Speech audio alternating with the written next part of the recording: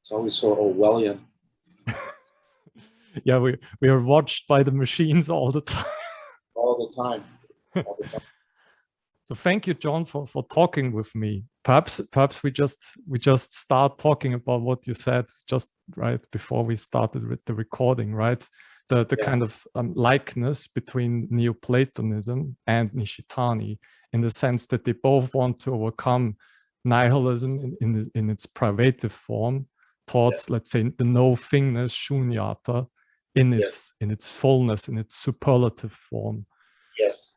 I'm really interested, perhaps, in your opinion, and perhaps you can even back this up a little bit with research from your cognitive science. Like, I'm really interested in what happens in this turning, when in this shift, in this conversion, in this metanoia from the nothingness to the nothingness, from nihilism to shunyata. Yeah. Nishitani alludes in this in the last chapter of his book, for example, when he talks about Nietzsche, right? That Nietzsche had really participated in nihilism, what Zen calls the great death. But then Nishitani, right, he says in various points in the book that in Nietzsche, we still find traces of the will, right? The will to power. We still find traces of the reification of the nothing. And he says then, for example, that one major example in the West for this conversion is the story of Job. And that it kind of like, it comes from the other side. And that's why we kind of like, we have to pray, we have to be faithful. We have to kind of like, there's this element of faith in that sense that we have from because the conversion does not happen from out of our own self-will, from out of our own power, but like it's this co-coupling, right, of ourselves and reality. And then this turn happens. And I would really be interested if, okay. This is absolutely, pivotal to the work I'm doing right now, the cog-sci work. But I do think there is a plausible way to resituate it back within this deeper philosophical project that you've articulated, and trying to get clear about what this is. And I think it's a multi-aspect phenomena. So, and I'm going to use the broader term metanoia, which you used, because I want to be able to refer to the the Platonic Christian position, or Christian Platonism. The people change their order around depending on their particular allegiance, right?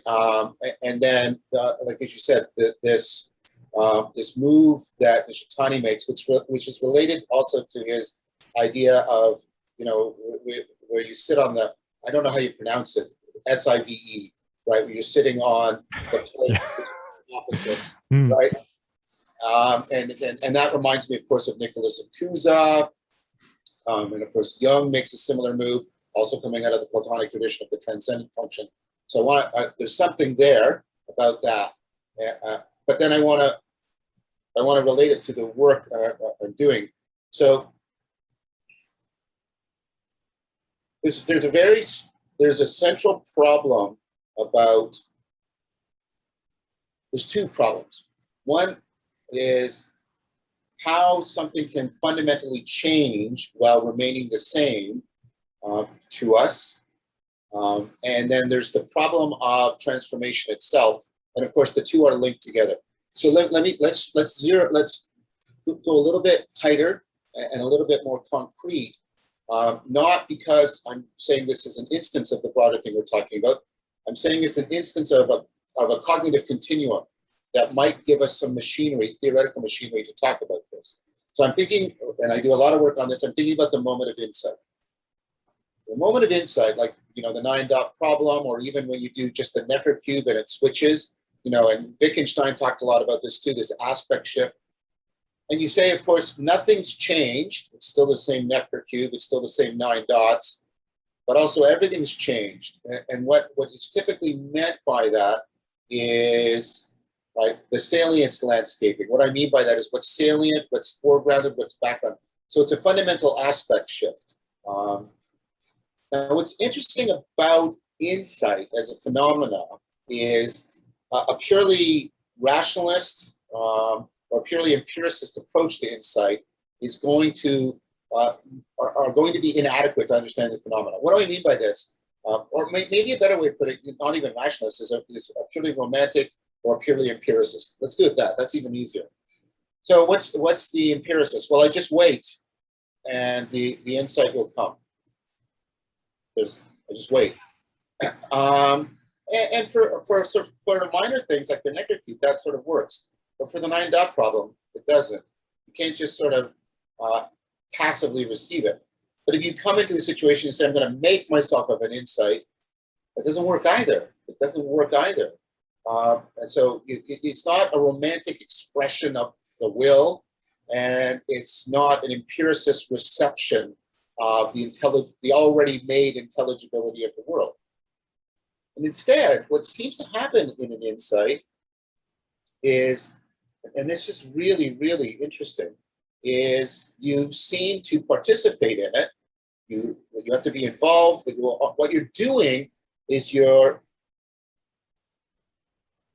will sound paradoxical, but you're actually disturbing and disrupting your cognition enough so that the underlying machinery of self-organization takes over and self-organizes, and you get a new configuration of how things are salient to you. So insight requires disruptive strategies, right? Which is a very interesting thing, because and I'm asking for a bit of charity here, but you're actually introducing some non-thought into thought in order to get the insight that brings you to greater thought, which is and it's not, and it is expressly not an inferential procedure. You're not building one premise on the other. I mean, there's a lot of evidence and theoretical argument to back up what I'm saying, but I'm just going to the gist of it now. And for me, aspect shifts, especially when they are aspect shifts that fundamentally shift the intelligibility of it, and I don't necessarily mean the conceptual intelligibility. I mean the way in which we are fundamentally related to it, even ontologically. So when an aspect shift is a fundamental kind of insight, we're talking about something in which there is this interpenetration of non-thought into thought that makes thought possible. How does that sit with you as just a proposal? No, I think right. Perhaps we can even say that's in Zen, when they kind of like say they hit you with a stick or so. They bring the non-thought into, and then right. This is literally a disruption, right? Yes. And then you have kind of like, that's kind of like these moments of insight, right? It comes from somewhere, and I think that's also what I wanted to evoke with the Job story, right? Yes. That's why we often said in right with the shamans, for example, that it's like the psychopomp, it's Hermes, or so, where this insight comes from, right? Yes, very much. Now, the interesting thing about this relationship between, so if we understand thought as propositional thought, I mean, we can change the meaning of thought, but let's just mean it that right now, right? This relationship. So the relationship between thought and non-thought is an interesting one, because the non-thought can't take me out of the home field of thought. So, for example, if I hit you, right, and sort of knock you a little, that won't bring about the right effect. Yeah. Same thing so, for example, if I want to try and trigger an insight in you, and that's perhaps the right word, I want you to be, what I'll get is for you to be moderately distracted from the problem at hand. If you stay thinking about it, you don't get the insight.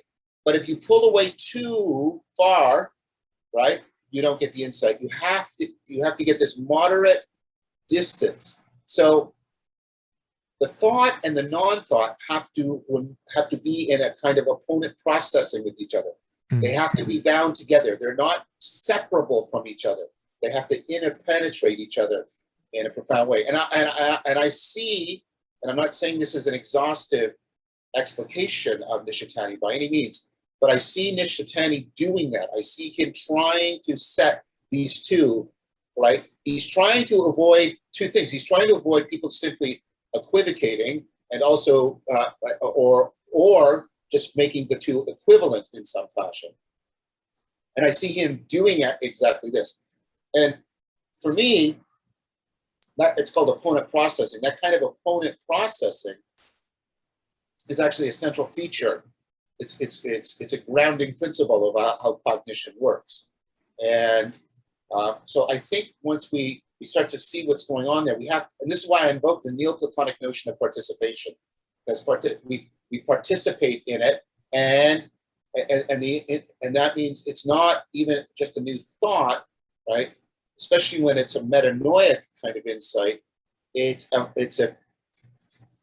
not only an aspect shift outward on the problem, it's an aspect shift inward on the problem setter, right? And so I've coined a phrase for that. It's not reframing a problem, it's participating in a transframing, because it's both, you're reframing both the problem and yourself in a way in which both the object is transcending itself, the object, and you are transcending yourself. And that's the Platonic notion of participation. And so, first of all, I think Nishitani is invoking something like that when he talks about the aspect shift from the nihil to shunyata, or when Johannes or Porphyry talk about the privation of, right, that's absolute matter in the Neoplatonic system versus, right, the superlative non-thingness and non-being of the one. I'll pause in a second, but I just want to remind that there's the other pole, which is this brings out a paradox, this capacity for self-transcendence. And Strawson made the paradox very clear in a famous paper, Galen Strawson, where he said, so the problem of self-transcendence, the problem of self-creation is, if I create it, it's not self-transcendence because it's just an extension of me. If something else makes it happen, it's genuine novelty, genuine creation, but then the self is not involved. And so, and then L.A. Paul has done similar work with, when I'm going through a transformative experience, right, I'm going to be transformed in both how, my salience landscaping and in the structure of my, and character of my cognition. And yet somehow I'm aspiring to that. So I'm aspiring to not be me in a way that will make me fully be me. And how do I do that? And how do I overcome the paradox? So the aspect shift is bound up with, for me, the paradox of self-transcendence. And here's part of the answer that Chris and I were arguing, is that the Neoplatonic practice of dialectic and the dialogos. Dialectic is something you do. Dialogos is something that takes shape, a life of its own. Is a practice in which we bring these two together. Because the solution to the paradox of self-creation is we always transcend through other people that we've internalized into our own metacognition. So, and this is a key idea from developmental psychology. So the process by which that paradox is resolved is a dialectical process, but only if it becomes dialogos, only if the process takes on a life of its own. And then the idea is that process of self-transcendence can be wedded to a fundamental aspect shift about the relationship between like thought and non-thought, intelligibility, non-intelligibility, etc. Sorry, that was a long speech, but I was trying to lay out the core architecture of how to start, sorry, I was too bold. How I would propose starting to think about bringing the Neoplatonic tradition into dialogue with Nishitani. Mm-hmm. That was already excellent, I think. Where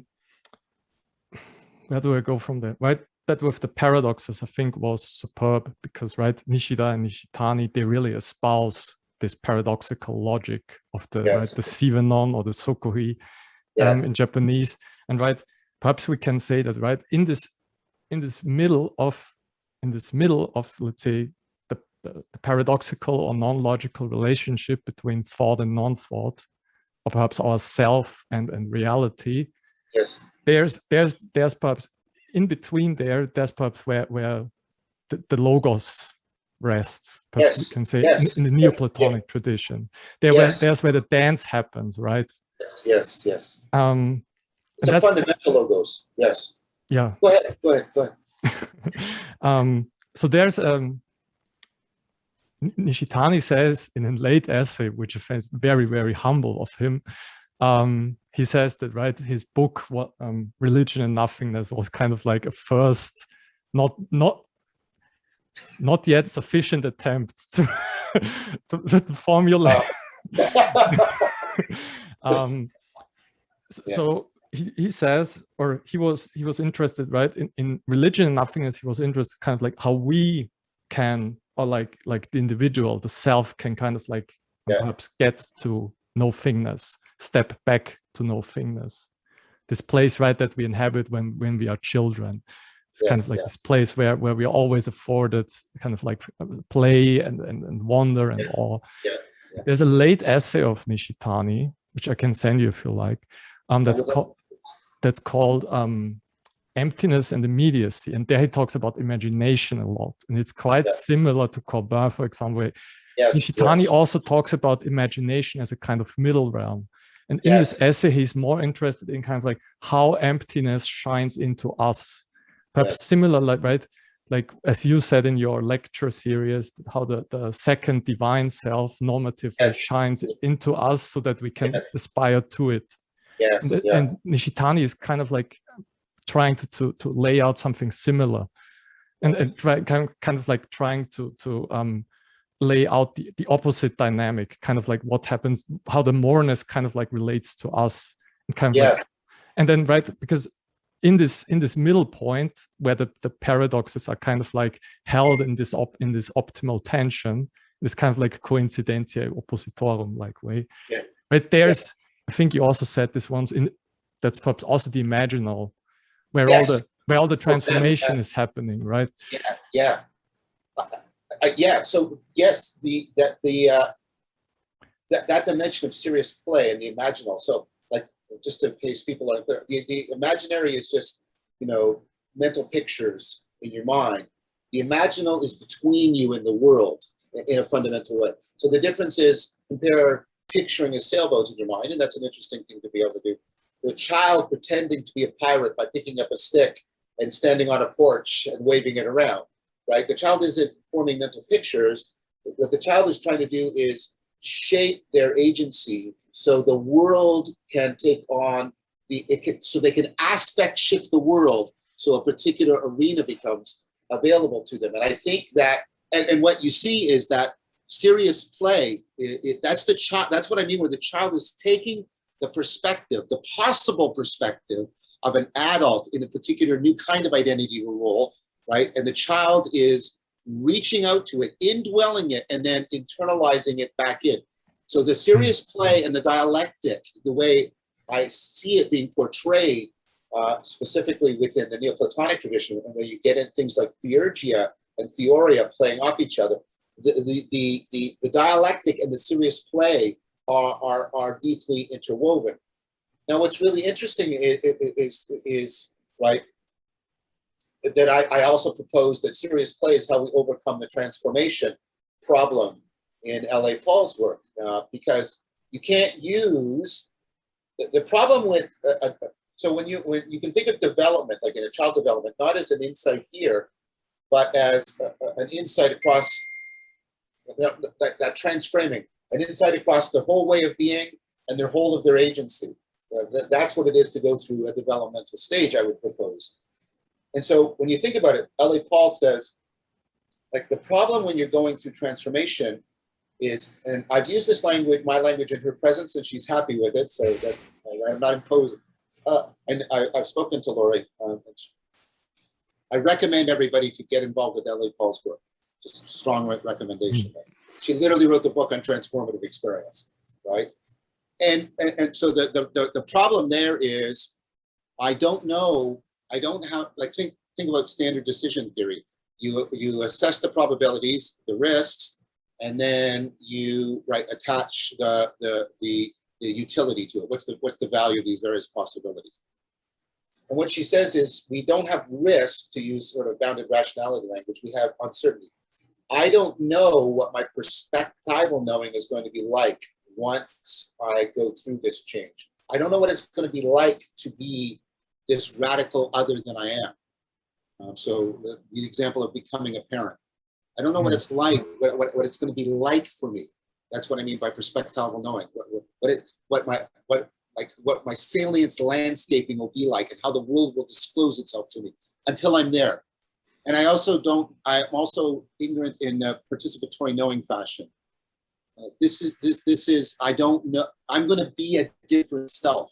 I'm going to be a different, there's going to be a different, not even just an actuality, a whole different set of possibilities for agent arena relationships after I go through the transformation. And these transformations are irrevocable. Once I make them, I can't come back. And so you can't know what it's going to be like, and you can't know how you're going to value what the new arena is going to be in the new agency. It's radical uncertainty. So you can't reason, you can't infer your way through it. You can't reason your way through it. So when I was thinking about this, and I've talked to Lori about this, I said, well, kids obviously do it. Right? Right? And she said, oh, right. Children, when they're going through development, are facing this. And I said, of course. And how do they do it? And so the idea is, let's say, having a parent. I use the example of what I see people doing is getting a pet, getting a dog, and then treating it like a child. So they move into this liminal space where they're triggering some of the perspectival knowing, some of the participatory transformation, but they're not so far in that they can't pull out. And if they're making a mistake, right? That's serious play. And that's what children are doing all the time. They're engaging in serious play. And so there has to be an aspect of serious play within the transformations we're talking about. And then the question becomes, and notice the question is like the question of insight. What is it to play? What is it to play? It's not just doing or expressing. It's not just receiving. What is it to play? And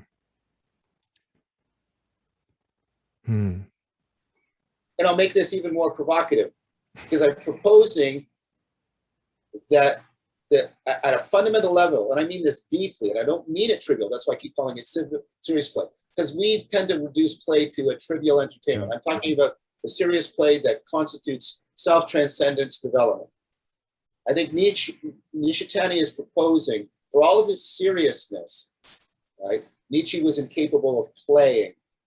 The kind of fundamental play with nothingness that allows for the fundamental aspect shift, that transframing that constitutes the real self-realization of reality.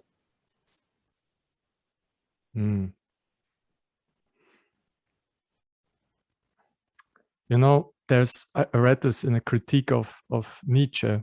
When Nietzsche also often evokes laughter, right? Kind of like, but it's this critique it's this kind of like divine laughter. It's this kind of like almost unhuman laughter, this kind of like detached laughter no human being would laugh like that. No. It's because Nietzsche was so ahead of himself, so to say, that he couldn't.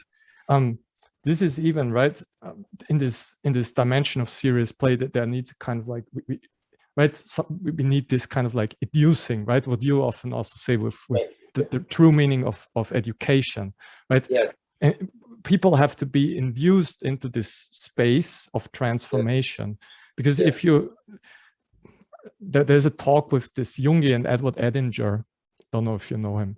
Yes. And there's this talk where he says he can't read Nietzsche. And many people have the same thing with Nietzsche, because their instincts are kind of like rebelling against it. It's like he's bringing you to a space that's too much. That like this it's kind of like you can't fathom it. It makes you sick. It's like, that's why also he thinks that Nietzsche went mad. He kind of like he has immersed all, or he has gone through the process, so to say, without really transforming himself. Yes, that's Jung's critique, right? Kind of like he was ungrounded in his life. He was going into this sage-like mode without becoming an adult. we could perhaps say. I think that's exactly right, and I think Nietzsche is still bound to the Kantian Cartesian framework in this fundamental way that he doesn't understand the way I see Nishitani understanding a fundamental truth about perspectival and participatory knowing, which that there are truths that are only available to us if we are willing to undergo fundamental transformation, right?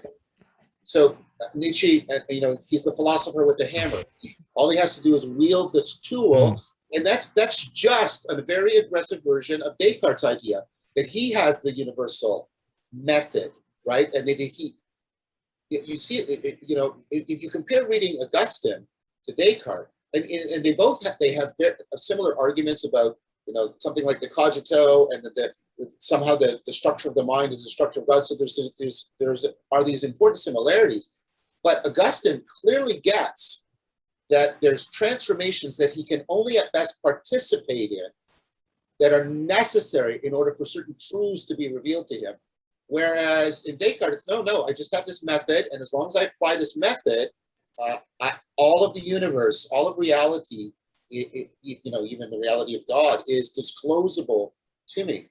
And so I think that's what I mean when I say Nietzsche is fundamentally incapable of serious play. For all of his laughter and all of his dancing, and I honor that, by the way. I think Nietzsche is fantastic and disruptive, right? But Chris and I start the paper by putting these two quotes side by side, and they sound so similar, but they're so different. And Nietzsche says, if you look long enough into the abyss, it begins to look back through you, and you get a feeling of terror.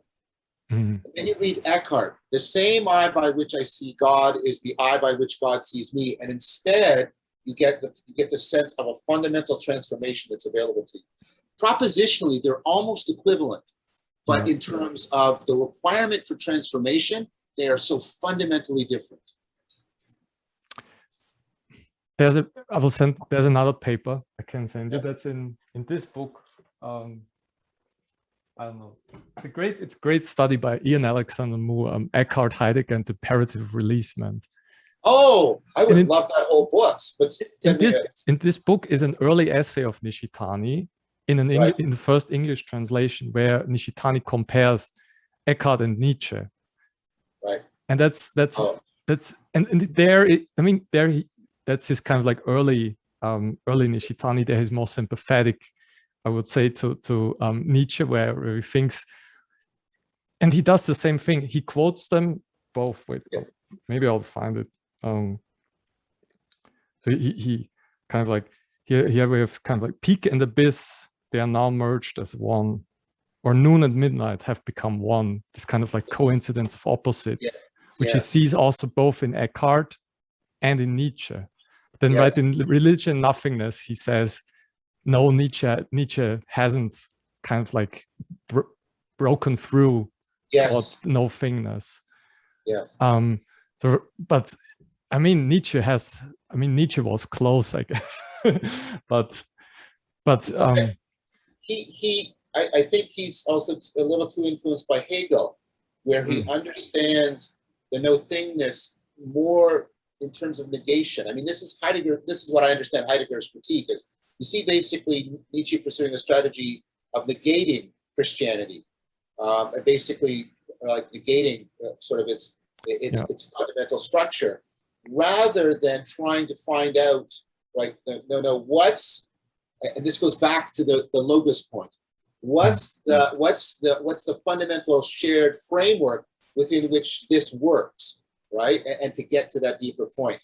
And by the way, I just want to use this as an opportunity. That point you made about the logos, right, as that which gathers together the inner and the outer, the thought and the non-thought, and makes them possible, right? And getting that sense of, the dynamic grounding of whatever oppositional conceptual structures we build. That, for me, that's one of the telltale markers that dialectic is becoming dialogos.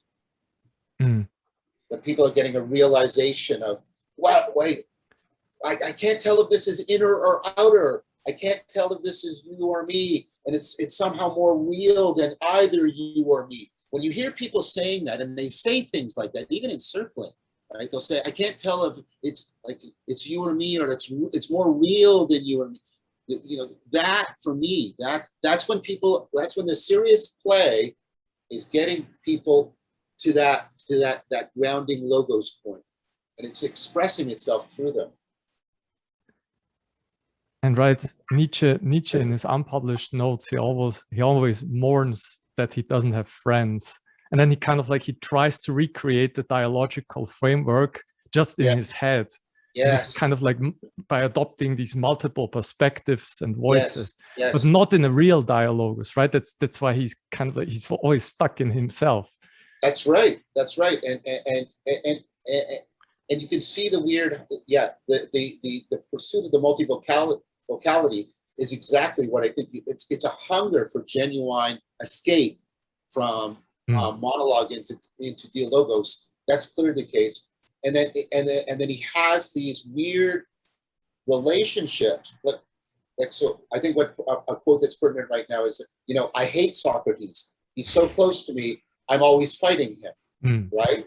And that he's deeply attracted to the Socratic project, and he's deeply repelled from it at the same time, because I think there is an unacknowledged like intuition there that he needs the Socratic project, but he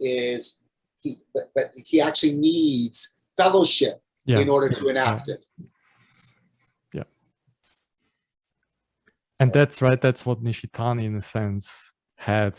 So right there, it's famous. It's a famous tale, kind of like they were always walking together on the philosopher's path in Kyoto. They even called it then out this path that's just in the near side the university. And then Nishida and Nishitani and all the the students were always walking there and discussing their thoughts. And you have to, and people forget Stoicism is of the Stoa, where the philosopher Stoicism, which seems like an individual project of self-mastery. No, it was born at the Stoa, and it's an inherently dialectical process.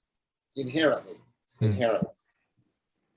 So I would like to then, propose that I think this is really catching. It's starting to take on a life of its own, and I want to relate that to something you brought up and hear your thoughts on it, because when I start to get that sense of connecting like dynamically to this grounding that is inherently transformative and called serious play, but it's taking on a life of its own, and I only participate in it. I don't make it or receive it. It's neither passive nor active, but beyond them. It's neither subjective nor objective, but beyond them. That brings me to that topic you mentioned, faith. That there's a kind of faith that, like, and I agree with you.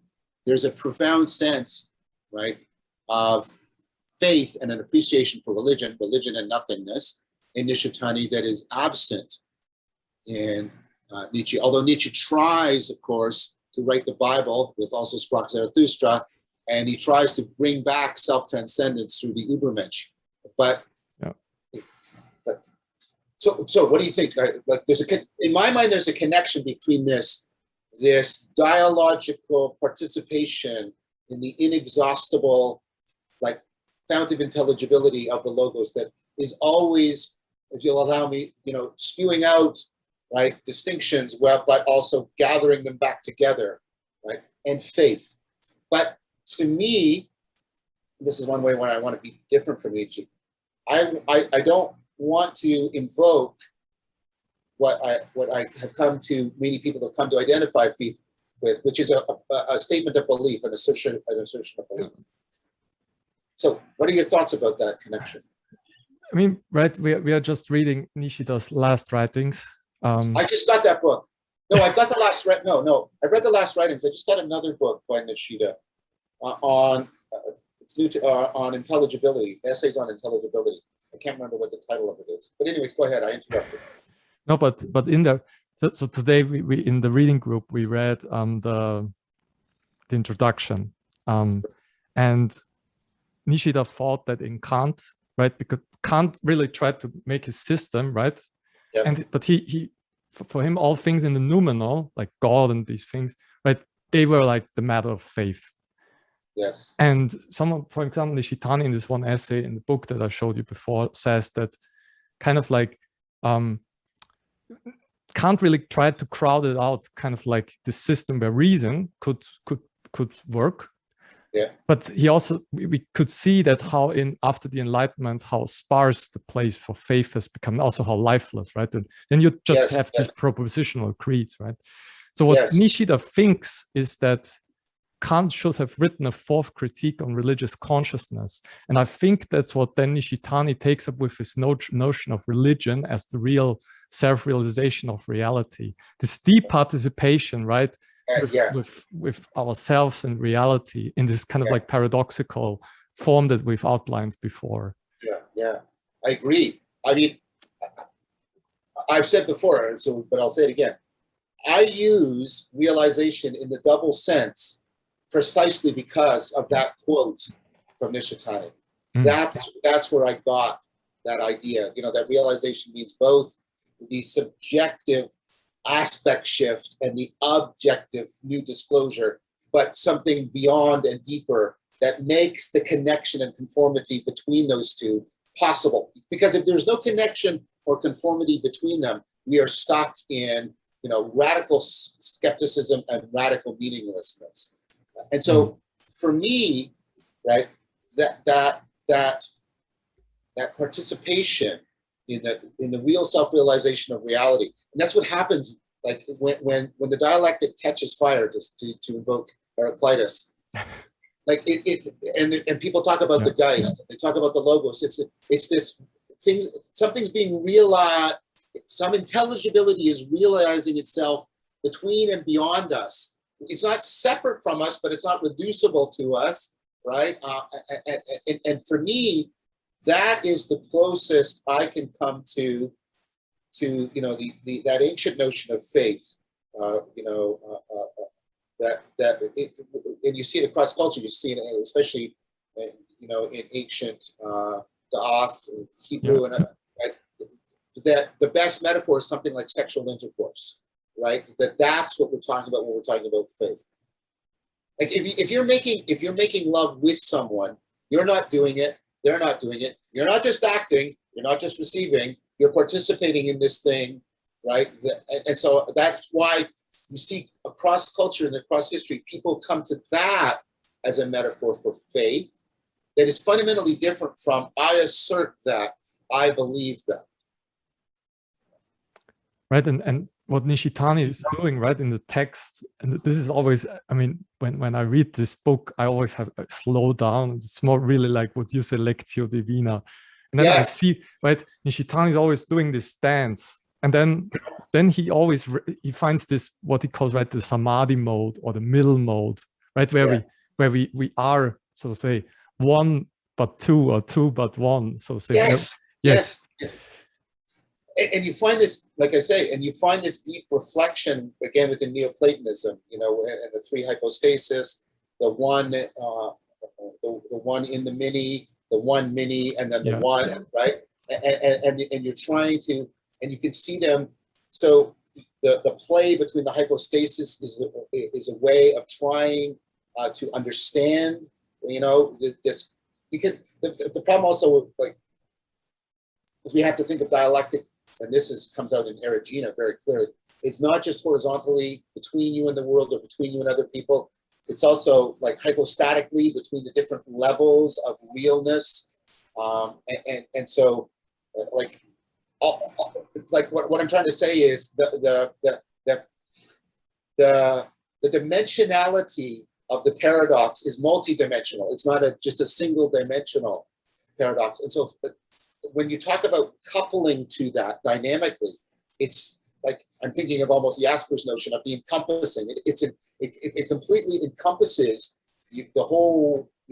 Sorry, I'm getting too excited. But your whole framework of how you're trying to, from the most practical to the most esoteric, make sense of yourself and the world in a connected way. And I see faith therefore deeply, deeply interwoven with that process, rather than, as Kant seemed to see it, as something outside of the process by which we're making sense.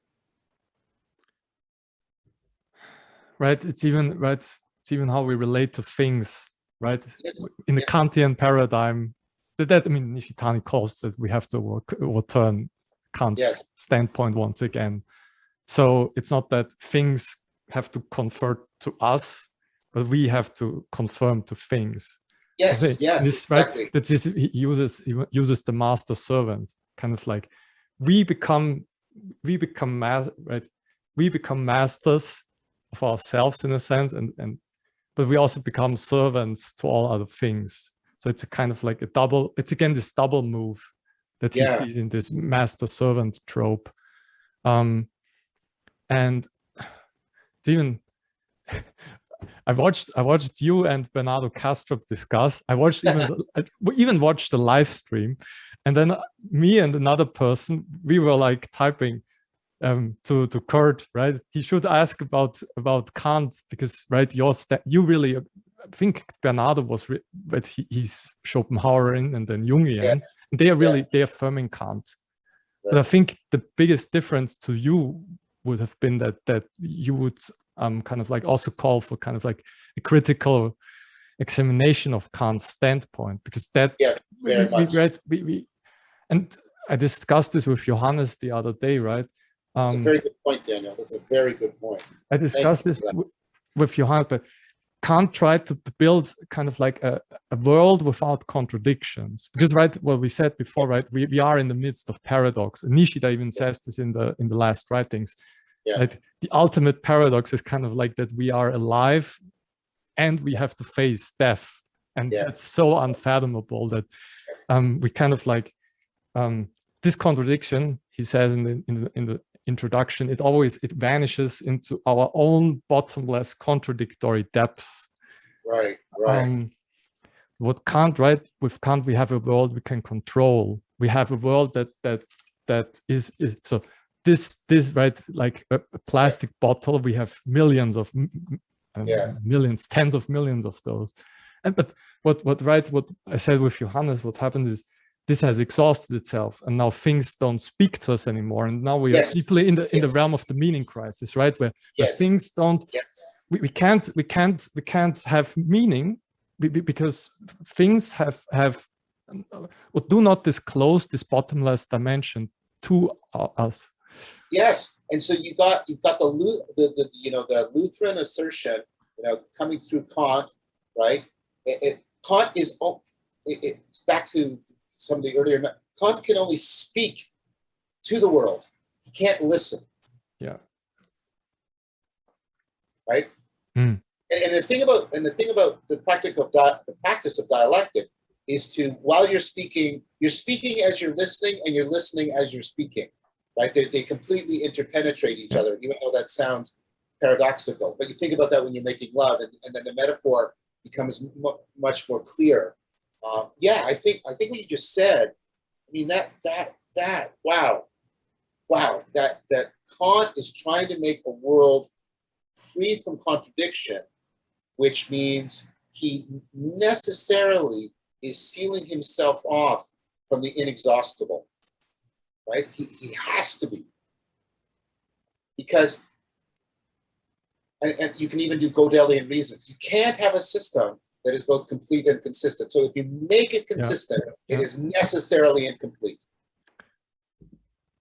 And one person, right? I think, I'm not sure. I think Heidegger in his Kant book writes that Kant realized this no ground, this inexhaustible no ground, but he stopped.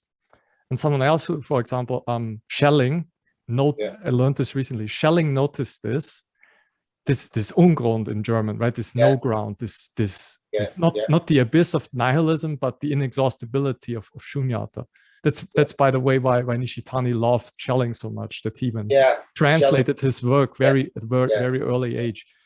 But Schelling, realizing this, then went completely silent for 45 years after writing his Freedom Treatise, because he had to abandon his system, this thought of creating a system. And this is even the problem with Hegel, right? Because Hegel, right, with his kind of like absolute idealism, he kind of like tried to construct this system. And I mean, right, Kierkegaard argued that some argued that after Hegel's death, right, this system collapsed. I think Kierkegaard's critique that Hegel made a system and then sat down behind it points out that Hegel's notion of dialectic captures the logic of dialectic, but leaves out the transformative requirement, leaves out the Neoplatonic, Christian Platonic transformative requirement. And that's what you then see Kierkegaard focusing on again and again and again and again. How do people actually go through or fail to go through the real transformations that are necessary to disclose the depths of their psyche and the depths of reality? And that Kierkegaard hits on that again and again and again and again. And now I wonder that, right, so Schelling noticed this, right? And then, right, Heidegger picks this up then. So in his contributions, he often talks about the off-ground, and he really comes to terms with this right, the nothingness, so to say. Really trying to get through to a place where he then, right, where it's then very similar to the Buddhist notion of shunyata.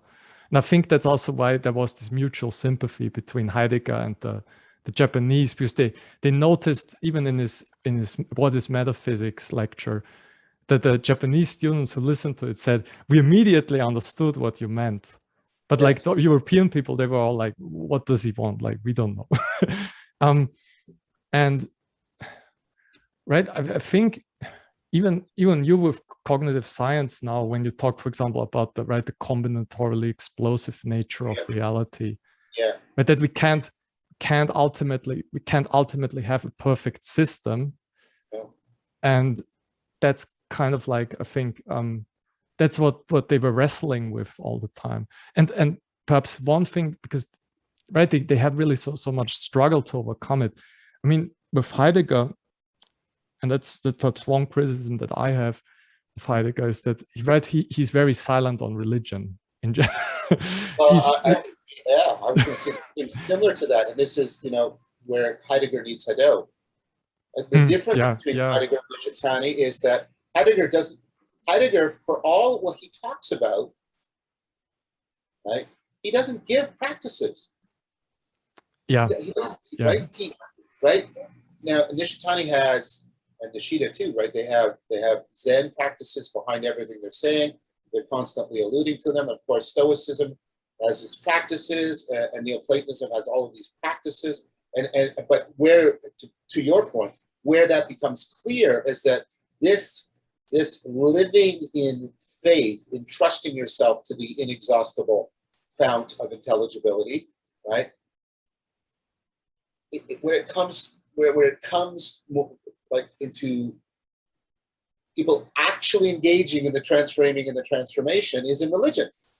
Right? Because religion is, it's the homing of a dynamical system of practices for transformation, for furthering development, and not just for practical reasons, but for profound reasons of coming to the deepest meaning of life, the deepest disclosure of reality in oneself, all of what's bound up in sort of the salvation notions and the transcendence notions of religion. And the fact that Heidegger is silent on that, and of course other people like Levinas sort of hit him for that, right? Where is the dialogical Heidegger? Where is that? I mean, you can see Levinas sort of pointing, and on the other hand, you have Buber doing something similar too, like where's the dialogical, right? And both of them are deeply influenced by religion and about the practice of transformation. Yeah, and I think that is a significant difference. And for me, I would even say an advantage of Nishitani over Heidegger. Heidegger's had a profound influence on me. I've read Heidegger deeply. I discussed him deeply with people. And of course, he's a profound influence on 40 cognitive science.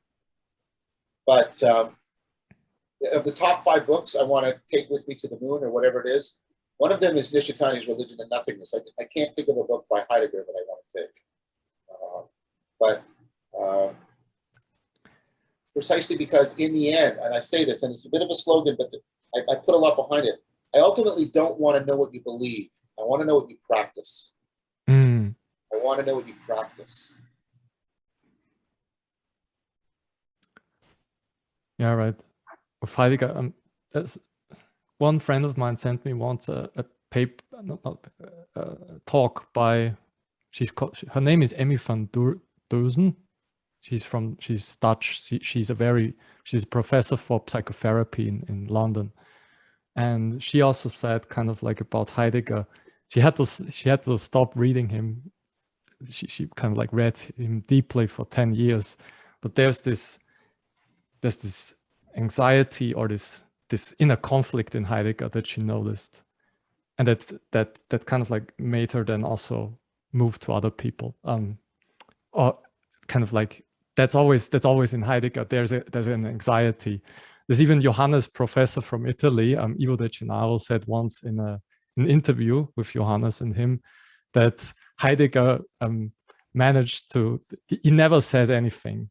He shuts up in 100 volumes. He never says what he really thinks, which is just very right. Which is a very harsh criticism. but it has some truth. Heidegger is very silent and always cautious of what he says, and very anxious in general. That's and that anxiety is bound up with was it Rakowski's book on Heidegger's Platonism. Heidegger has these two different relationships to Plato. He has an early relationship where he really seems to like appreciate Plato and the anagoge. And then he has the turn where Plato becomes kind of like the villain that separated us off from the pre-Socratics. And Rakowski argues that if he had read Plato rightly, the kind of reading that we're doing of Plato now, the third way, proposed by Gonzalez and many other people, Hyland and Rabe and a host of people, that he would have seen it was much more consonant with where he was going. But he would have had a framework, if you'd allow me, this is a bit fast on Rakowski's complex argument.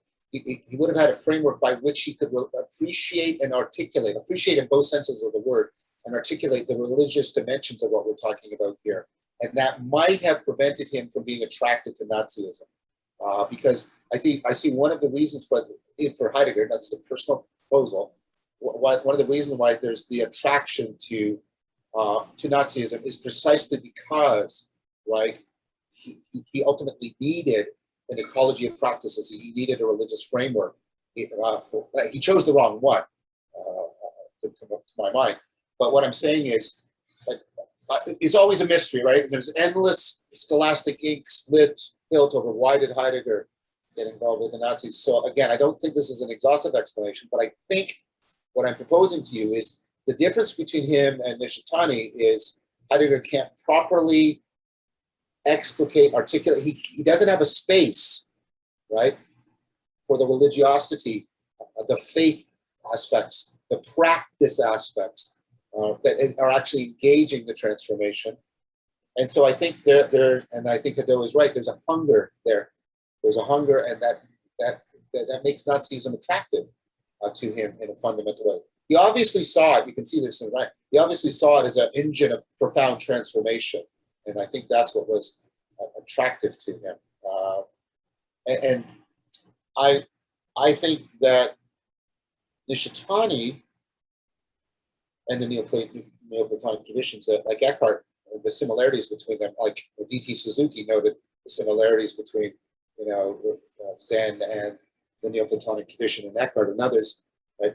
I think they give us a way of articulating this so that we are not hungry for the transformation.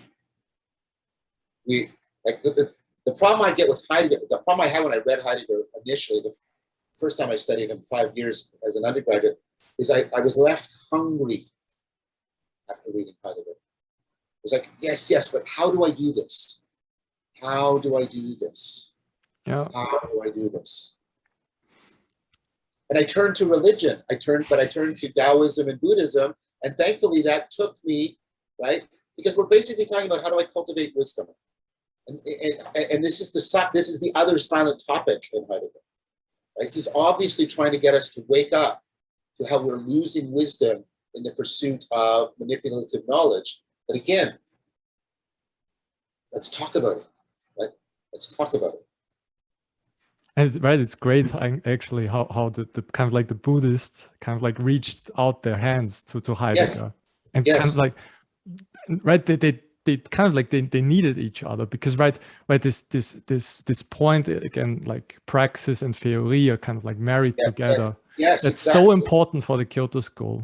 I can't emphasize it. It's so important. You can't separate them, like we've done for so long, right? We have separated even philosophy and religion, right? There's a paper by Brett Davis, very famous Kyoto school scholar, one of the most important in the West. He has a paper commuting between Zen and philosophy, and he kind of like describes how he was always kind of like after his work at the university when he lived in Japan, then he was kind of like bicycling to the Zen temple where also Nishitani studied, and kind of like he was kind of like outlining in this essay the problem that you also outlined, right? That when we in the Middle Ages or after the Middle Ages, we separated, right, the monastery from the university. And he's kind of like going. He's also mentioning Hadou, right? Kind of like, because Hadou is a very profound example from the West to kind of like try to bring this together again. Exactly. And we don't have an answer for that, right? Because today, I mean, I don't want to like go off like the university system, but today we obviously this is so lacking, and this is creating this huge hunger in young people, because they can only, right? Uwe de Gennaro, the Johannes professor, is really he's really Nietzschean on this. Is like sense making has only become kind of like, we can only make sense in a moral way anymore in modernity, and kind of like we have really lost these transformative practices that you want to bring back to our culture. And now the universities, right, they are degenerating year for year, because these practices are lacking, and we kind of like we have to go search somewhere else to find them. And this is creating this hole in our culture. One of the things I see Johannes, and I expect also you, one of the things I clearly see Johannes doing is to try and bring those two together, because I see in his work, right, I see, the intellectual acumen and the explication and the explanation, right? But I also see, but this is a spiritual practice in Hadou's. This is a spiritual exercise in Hadou's sense of what's ancient philosophy, the Platonic Socratic sense, right? And I see that. I see him doing that, and I can sense that this is also what you're trying to do in your Nishitani course. It's like how do we like, we need to talk about transformation, but that ultimately has to be in service of transformation. And we need to talk about it deeply if we want deep transformation. Absolutely.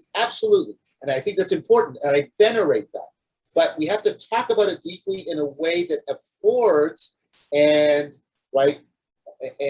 actually makes us aspire to the deep transformation. Yeah. And right, so it must be, right, it must be homed, perhaps we can go back to serious play.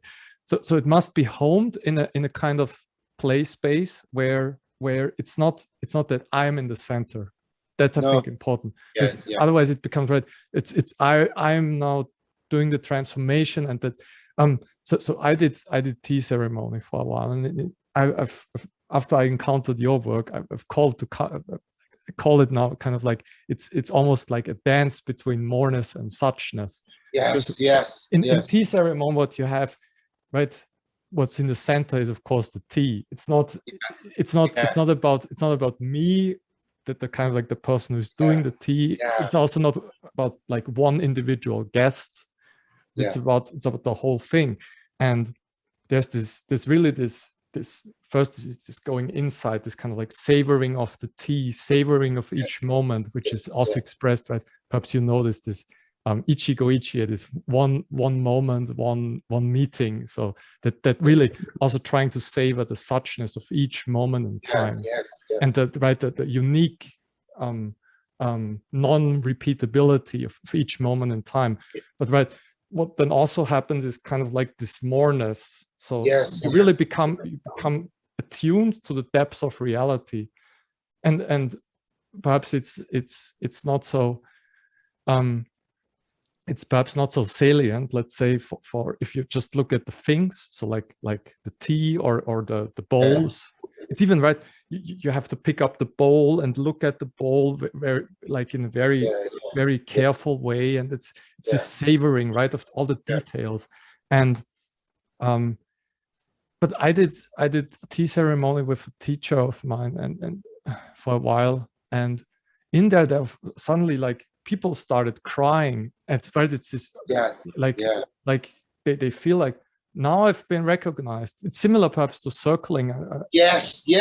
And because it's becoming so salient when we look at other people, because we relate to each other so strongly. There were people there, and they really felt accepted or seen, or right, that they really had a lived connection to other people for the first time for a long period, and that's so wonderful. And I think, right, what with the serious play again, we don't have to be kind of like be as quick as Nietzsche perhaps, who kind of like stormed into that place, and without any friends, without any guide, without any right. That's why he needed Socrates, right? But we need really a structure of education where we are gently, right, tutored into that domain, so we can really. You also, right, you don't start with meditation, like, I don't know, with like a 1 week retreat, but you start with 10 minutes, and then you slowly have to be tutored into that dimension, because otherwise, right, it overwhelms you. And that's perhaps one aspect of play that's important, that we really have to be very attentive to. And you emphasize this also as well. We not being too clutchy, let's say, that we kind of like want to possess the other, or we want to possess the tea. But we also don't want to be kind of like purely like receptive, and we're just going to sit and look. And we have to be in this middle mode where kind of like it's really participatory, right? It's not what you said in the beginning. I mean, I love this, that we are not kind of like romantics, and we are not like pure empiricists, but we're in this middle mode. And right, that's also where I think where flow happens, right? Where we are where it's not too difficult, but it's not too easy as well. So the metaphor I have for this, that was all beautiful, Daniel. Just let me say that was just really beautiful. That was like music. The metaphor I have for trying to draw this into sort of something to hold in mind is not clutching. I talk about the conformity of a caress, when you're caressing something, when the beloved, right? Right.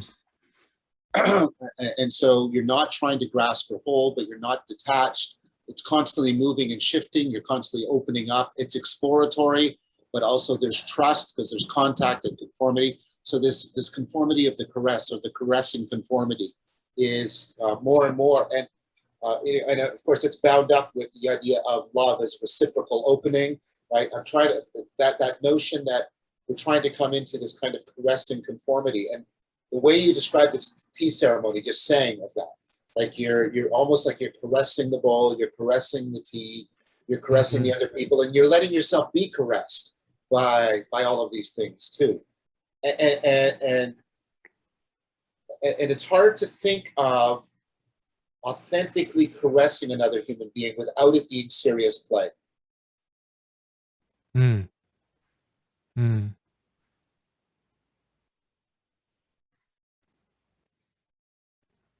So, right, and that for some reason then opens up, right? We get then attuned kind of like both to suchness and moreness.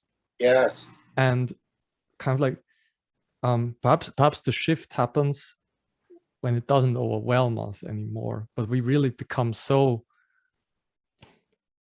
that there is something, right? There is something in agape that seems to open up this field. I mean, Nishitani at the very end of the book, right? He talks about how agape opens up this field where we have this encounter, right, with beings, and he quotes Francis of Assisi, kind of like in his what the canticle to the sun, right? He almost greets every other being as a fellow brother, so to say, or a fellow sister, and that's kind of like, so he sees as if care or agape opens up this kind of like place, this playground almost, where we then can have that serious play, where we are in that where we can have this transformative relation, right?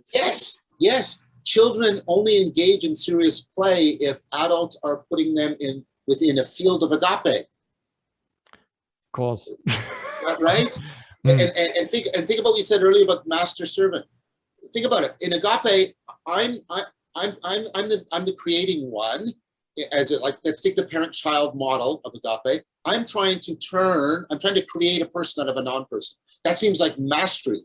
But actually, within that mastery, I'm completely in the service of the child, because it's not how the child is relevant to me. I have to transform myself.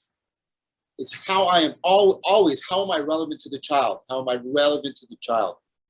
And so I think agape is, I think that you see in agape, you can bring those two ideas from Nishitani together, that what's going on in agape is you're creating the kind of relationship that is I'm going to be fairly strong here. I think it's the necessary affordance of serious play.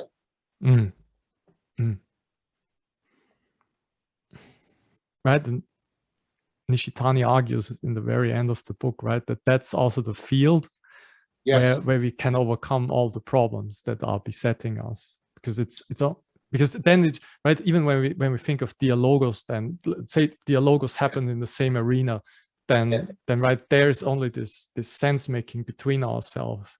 And if we write, I mean, you emphasize this very, very well, right, that in this kind of like, when we just try to out-argue each other monologically, instead of right, having this agapic care, even right, what Jesus, right, even love your enemy, and this kind of like, it's that kind of like relation to the other that we kind of like need to cultivate in a sense, and that's what's affording like us is that field of religion, like, or this field of shunyata, as Nishitani called it.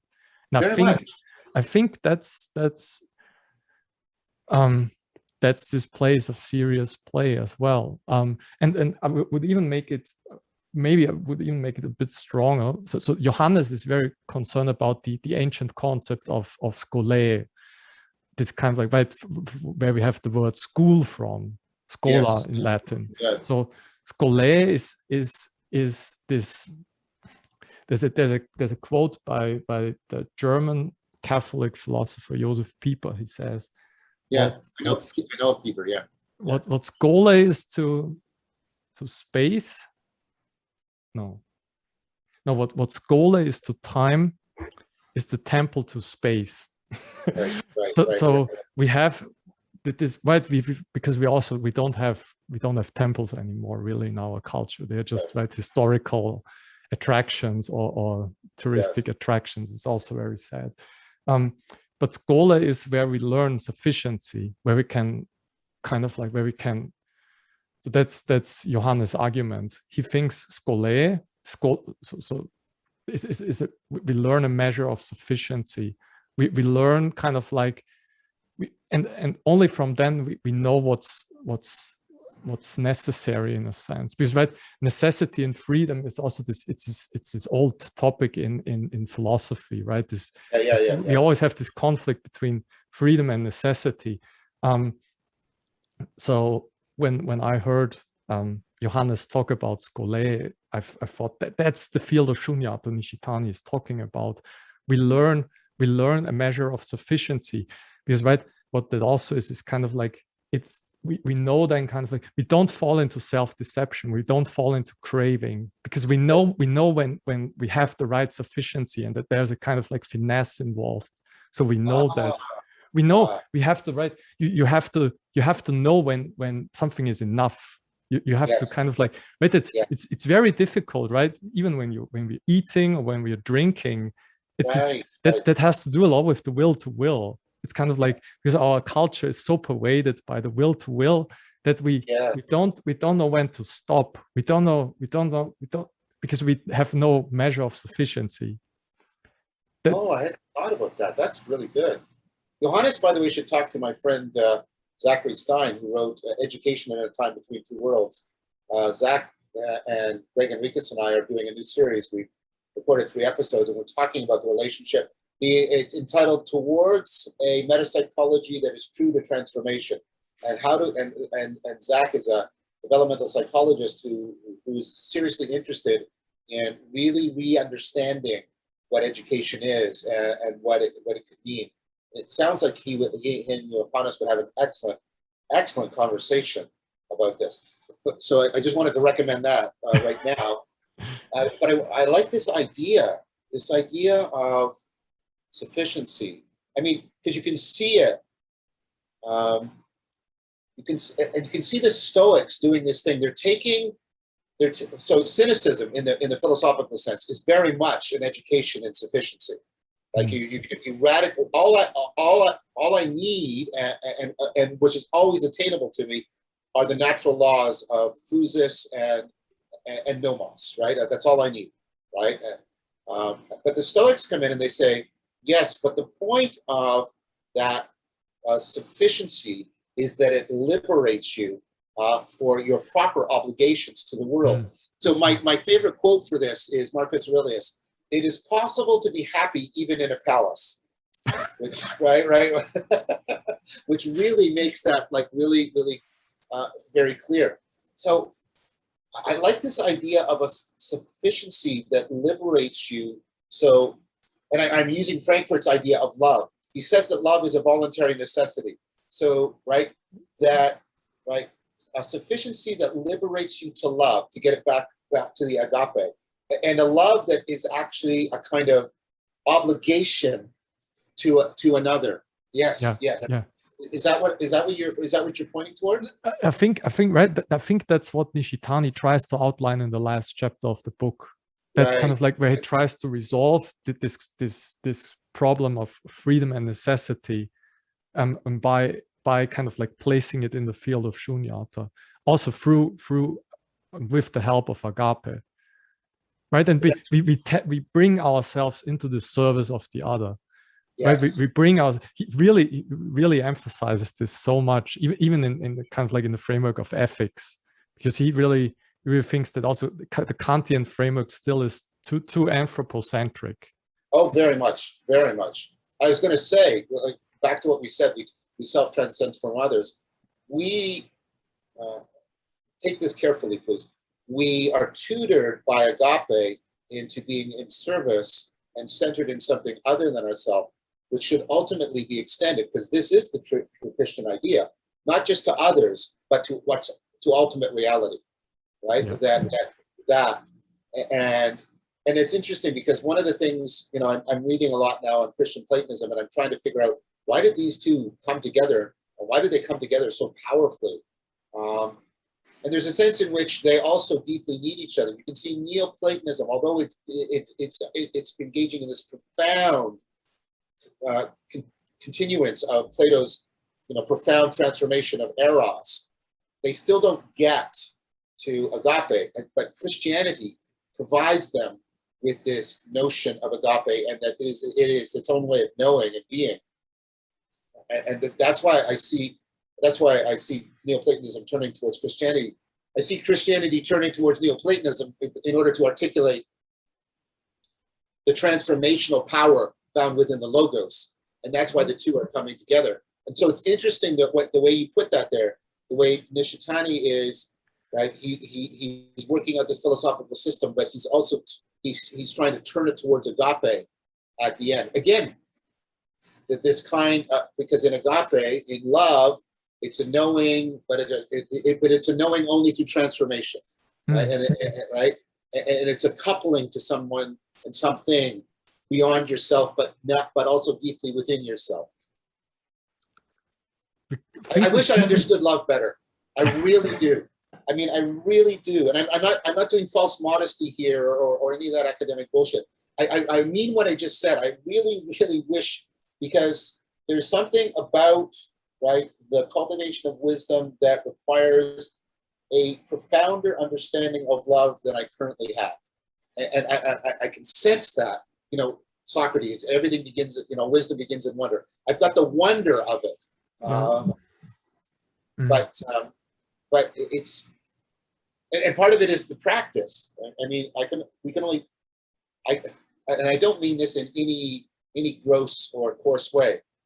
I wish I was a better practitioner, participator in love than I am. I wish I was a better lover than I am. And I mean that sincerely and deeply. I really wish, a better way. Here's I aspire, I genuinely, deeply aspire to being a better lover than I am. Yeah, me too. I think we can always this is right, that's a life project. Can always, like, we always have to aspire, right, to that.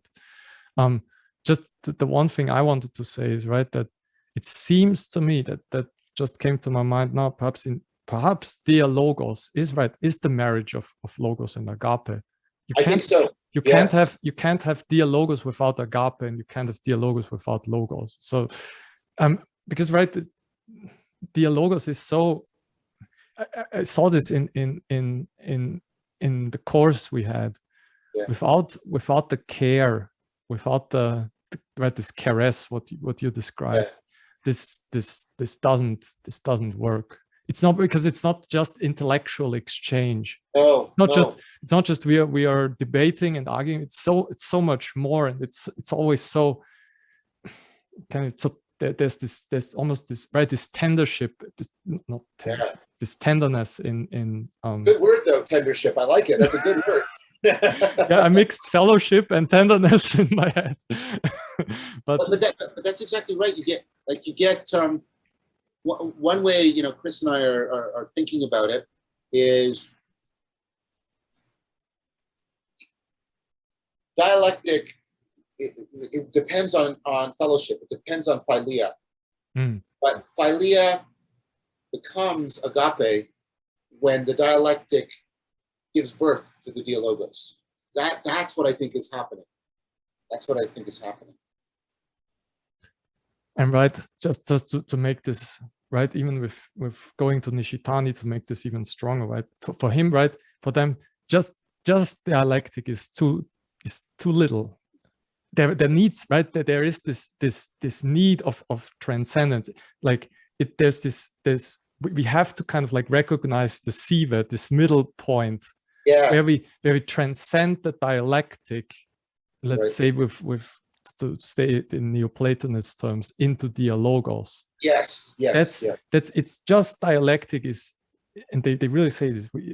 Their logic is not kind of like a dialectic in a kind of like just Hegelian sense. It's a there is this transformation is necessary where we I don't want to say, but there is this move or turn from dialectic to dialogos, and that's so important. And I think that's perhaps why Nishitani is so keen on talking about agape. Perhaps agape and faith are those virtues that afford us that transcendence, right?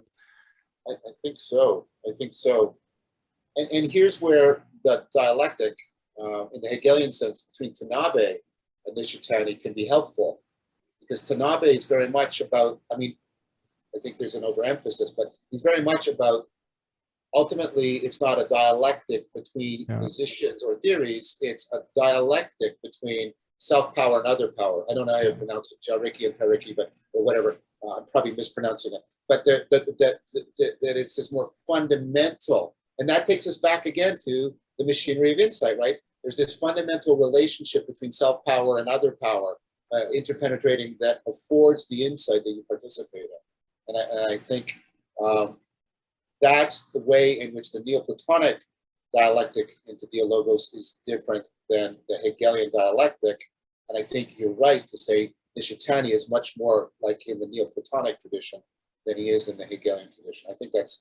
I agree with that. That's how I read the book. He has so many criticisms. I mean, he follows related criticisms that Kierkegaard pointed to him, which I do too. Follows them. Yeah. So, and right, we could even.